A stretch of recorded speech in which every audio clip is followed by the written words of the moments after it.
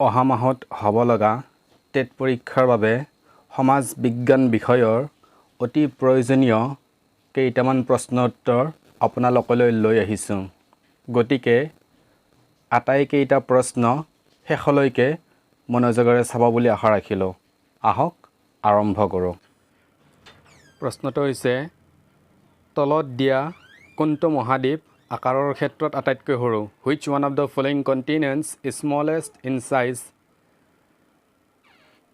বিকল্প 1 South America, 2 Africa, 3 Europe, 4 Australia. ইয়াৰ শুদ্ধ উত্তৰটো হৈছে অষ্ট্ৰেলিয়া। ইয়াৰ পিছৰ প্ৰশ্নটো হৈছে ঋগ্বেদ মূলতঃ তলত দিয়া ভাষাসমূহৰ কোনটো ভাষাত ৰচিত? বিকল্প 1 পালি ভাষা, 2 সংস্কৃত, 3 প্ৰাকৃত, 4 ব্ৰাহ্মী। ইয়াৰ শুদ্ধ উত্তৰটো হৈছে সংস্কৃত। এইটো প্ৰশ্নই আৰু বেলেগ ধৰণে সুধিব পাৰে, যেনেকুৱা সংস্কৃত ভাষাত তলত দিয়া কোনখন বেদ ৰচনা কৰা হৈছিল? অপশ্যন দি দিব পাৰে আপোনালোকক ঋগ্বেদ, যজুৰ্বেদ, সামবেদ, অথৰ্ববেদ। আপোনালোকে শুদ্ধ উত্তৰটো চিলেক্ট কৰিব লাগিব ঋগ্বেদ। নেক্সট ইম্পৰ্টেণ্ট কুৱেশ্যন, ভাৰতৰ অস্পৃশ্যতা প্ৰথাৰ কাৰণে নিম্নলিখিত কোনটো মৌলিক অধিকাৰ উলংঘন কৰা হয়? Which one of the following fundamental rights is violated due to practice of untouchability in India? Option 1 right to freedom, স্বাধীনতাৰ অধিকাৰ, right against exploitation, শোষণৰ বিৰুদ্ধে অধিকাৰ। Option 3 right to constitutional remedies, সাংবিধানিক প্ৰতিকাৰৰ অধিকাৰ। Option 4 right to equality, সমতাৰ অধিকাৰ। ইয়াৰে শুদ্ধ উত্তৰটো হৈছে বিকল্প 4 সমতাৰ অধিকাৰ, right to equality। পিছৰ প্ৰশ্নটো হৈছে ভাৰতবৰ্ষৰ তলত দিয়া ৰাজ্যসমূহৰ কোনখন ৰাজ্যত আটাইতকৈ বেছি হাৰাপ্পা নগৰ পোৱা যায়? বিকল্প 1 হাৰিয়ানা, 2 গুজৰাট, 3 জম্মু আৰু কাশ্মীৰ, 4 পাঞ্জাৱ। ইয়াৰ শুদ্ধ উত্তৰটো হৈছে বিকল্প 2 Gujarat.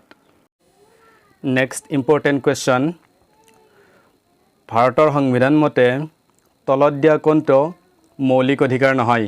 As per the Constitution of India, which one of the following is not a fundamental right? Option 1 right against exploitation, শোষণৰ বিৰুদ্ধে অধিকাৰ, right to freedom of religion, ধৰ্মীয় স্বাধীনতাৰ অধিকাৰ, right to property, সম্পত্তিৰ অধিকাৰ, right to education, শিক্ষাৰ অধিকাৰ। ইয়াৰ শুদ্ধ উত্তৰটো হৈছে বিকল্প 3 right to property, সম্পত্তিৰ অধিকাৰ। ইয়াৰ পিছত অতি প্ৰয়োজনীয় প্ৰশ্ন, who among the following elects the Rajya Sabha Members? ৰাজ্যসভাৰ সদস্যসকলক কোনে নিৰ্বাচিত কৰে? বিকল্প 1 সংসদীয় নিৰ্বাচন ক্ষেত্ৰৰ ভোটাৰসকলে, 2 লোকসভাৰ সদস্যসকলে, 3 বিধানসভাৰ সদস্যসকলে অৰ্থাৎ যাক আমি MLA বুলি কওঁ, 4 বিধানসভা নিৰ্বাচন ক্ষেত্ৰৰ ভোটাৰসকলে।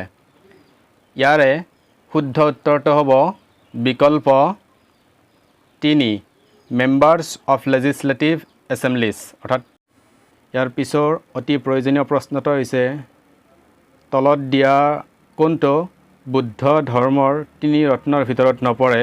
Which one of the following is not among the 3 jewels of Buddhism? বিকল্প 1 ধম্ম, 2 অহিংসা, 3 সংঘ, 4 বুদ্ধ। ইয়াৰ শুদ্ধ উত্তৰটো হৈছে বিকল্প 2 অহিংসা। ইয়াৰ পিছৰ প্ৰশ্নটো হৈছে 6 শতাব্দীত মগধ মহাজনপদৰ প্ৰথম শাসনকৰ্তা কোন আছিল? বিকল্প 1 প্ৰসেনজিৎ, 2 বিম্বিসাৰ, 3 অজাতশত্ৰু, 4 মহাবীৰ। ইয়াৰে শুদ্ধ উত্তৰটো হৈছে বিকল্প 2 বিম্বিসাৰ। ইয়াৰ পিছৰ অতি প্ৰয়োজনীয় প্ৰশ্নটো হৈছে অনুসূচিত জাতিৰ কাৰণে কিমানখন সংসদীয় নিৰ্বাচন ক্ষেত্ৰ সংৰক্ষিত।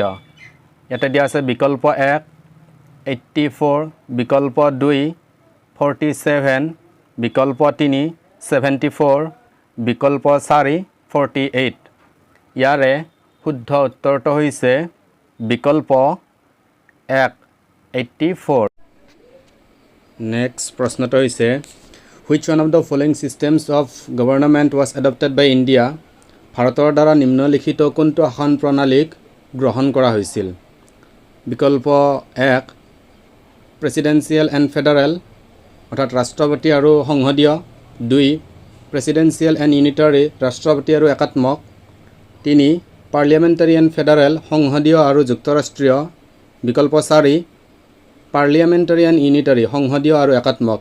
ইয়াৰে শুদ্ধ উত্তৰটো হৈছে বিকল্প 3 পাৰ্লিয়ামেণ্টাৰী এণ্ড ফেডাৰেল অৰ্থাৎ সংসদীয় আৰু যুক্তৰাষ্ট্ৰীয়।